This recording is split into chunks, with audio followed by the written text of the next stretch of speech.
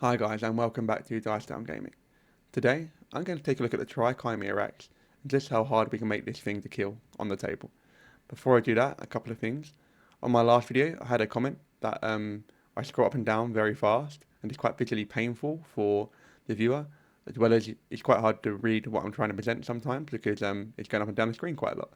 I took a look at my last video and that's a fair comment. I do tend to scroll up and down very fast.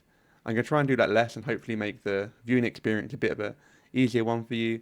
Hopefully give you a bit more time to actually absorb and read what I'm presenting on the screen. Secondly, I'm getting close to 500 subscribers. I think that's crazy and I'm massively grateful. When I reach that, I get a bit of a threshold on YouTube and I get a few perks. If you like what I'm doing and you're not subscribed, I'd be really truly grateful if you subscribe to the channel. If you like the video, drop it a like. And I'd love to hear your thoughts sort of and feedback on the Trikhymearax on the table, visually, mechanically, how have you found playing against it or using it yourself in the comment section. With that out of the way, let's get looking at how hard we can make this thing to kill on the table. I'm not going to go through every single model, every rule or on the card or every option. I'm just going to go through things that I think that are relevant to how hard it is to kill. With that in mind, let's kick off. We start with 50 health boxes. This is a bit lower than other sort of huge bases, but don't let that fool you. We're not going to be as easy to kill as the other huge bases. We are defense 11 and armor 19, so standard sort of huge base defense. You're going to hit it most of the time, and armor 19, pretty standard start. I think my Bishop King starts at armor 19 as well. We're going to kick off with a really good rule in rapid healing. So when this model is damaged by an enemy attack, immediately after attack is resolved, you remove D3 damage from it. So say we do 5 damage, we roll a D3, you get to remove 3 damage from the model after you've done the damage roll. Really good. Colossals huge bases are immune to grievous wounds, so it makes it really hard to stop rapid healing. So that you can look at it as sort of almost an armor buff. Say, if your opponent rolls an average of 2 on a D3, you could look at your model as armor 21 when you're trying to work out the maths because you're taking 2 less damage from each attack. But there is potential for rapid healing to spike, and roll a 5 or a 6 and remove 3 damage. If your opponent consistently does that, it's going to be really hard to shift your opponent's Trikhymearax. And with very little ways to stop that happening, it's a really good defensive tool that we kick off with. As well as that, the Trikhymearax has a Negation Tower. Well, you can have a Negation Tower as one of your options. I'd recommend that you do. This gives the model the Arcane Negation rule.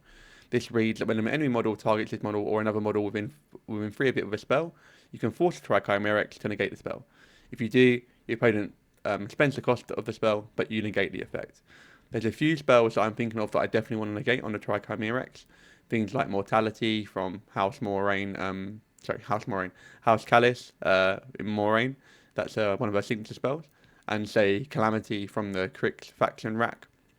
-2 defense and -2 armor. Okay, the -2 defense is sort of here nor there, but the -2 armor is really big. When you're going to try and kill a Colossal, say in 1 round or 2 rounds, you're going to have to roll a lot of dice against it, lots of attacks. Obviously, -2 armor makes it that much easier to kill and really shifts the mathematics of how many attacks and what you need to kill it. So with the Negation Tower, we're going to just negate those spells, which is going to be massively helpful. On top of that, there's a very good faction rack spell. We're going to apply the Trikhymearax, which we want to have on. If your opponent has like a Hex Blast, you can negate the Hex Blast and keep your upkeep spell going, which again is really important because the upkeep spell is going to be pretty good for the Trikhymearax. That's everything on the Trikhymearax card, which I think is sort of defensively relevant. Rapid healing and the Negation Tower to negate spells coming in. Next up, let's take a look at the faction rack, because we are going to want to pick Dragon's Blood. We're going to pick Dragon's Blood, which is +2 armor.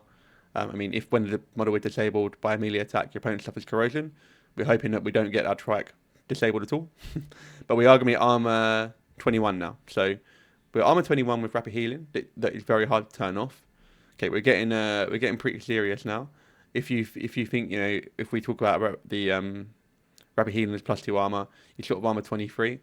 But that's not the right way to think about it because you can roll a 1 for your healing, or you could roll lots of 3s for your healing and heal 3 every time. So armor 21 with rapid healing. Okay, now we're talking seriously hard to shift, and we're going to add one more layer of defense to this. We're going to look at the solars in the army, and we're going to look at Riven.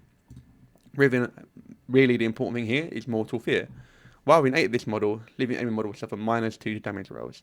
So we're going to plonk Riven behind the trike, blocks line of sight to it, and we're going to put this Mortal Fear bubble of 8 inches from Riven. So if you're trying to engage the trike in melee and you're living, you're probably going to be in Mortal Fear, so you're going to be a further -2 to damage rolls. This is a bit easier to think of +2 armor because it's not variable and your opponent's essentially going to get 2 less on the damage rolls. So at this point, we're going to be armor 23 pseudo against living models with Dragon's Blood and Riven. And we've got rapid healing for whenever someone does do some damage to the trike. This makes your trike really, really hard to kill. On top of that, we've got the Arcane Vortex tail, so we can't even really debuff the trike or strip the upkeep spell from it. Really, really difficult. I actually think it's probably the hardest Colossal to kill through this layered defense. I would love to hear your thoughts if you've played against a trike and how hard you've found it to kill, and if you've got a trike, how you finding it on the table. There's a few feats that sort of help in a small way. Cyrus's feat can give you no charge for a turn. You obviously can't benefit from the stealth, but you do get you can't charge the trike for 1 turn. And Rasik can give you defensive strike, so you can sort of hit someone when they move into your melee. I think it's the first model that moves in, or you can choose when to trigger it, but it's only 1 attack, not every model that moves in. The feats for Trikhymearax tend to be for Shadow Flame Shard tend to be a bit more on the aggressive side. But with these rules, Dragon's Blood, Riven, and Negation Tower, you can have a really, really cool centerpiece model that's really hard to lift off the table. I think the model looks a lot better in person. When I saw the first photo and they took that front-on photo of the trike, I was a bit confused. I found optically, visually hard to understand what was going on. When they sort of turned it to the side and you could see the 3 separate snake bodies, I found that photo much better and a lot easier to read as a model. That's pretty much the defensive tech that you can use to layer on your trike to make it really hard to kill. I'd love to hear your feedback in the comments if you've played it with it or against it and how you're finding it. That's me done for today, folks. If you got this far, thanks for tuning in, and I'll see you in the next one very soon.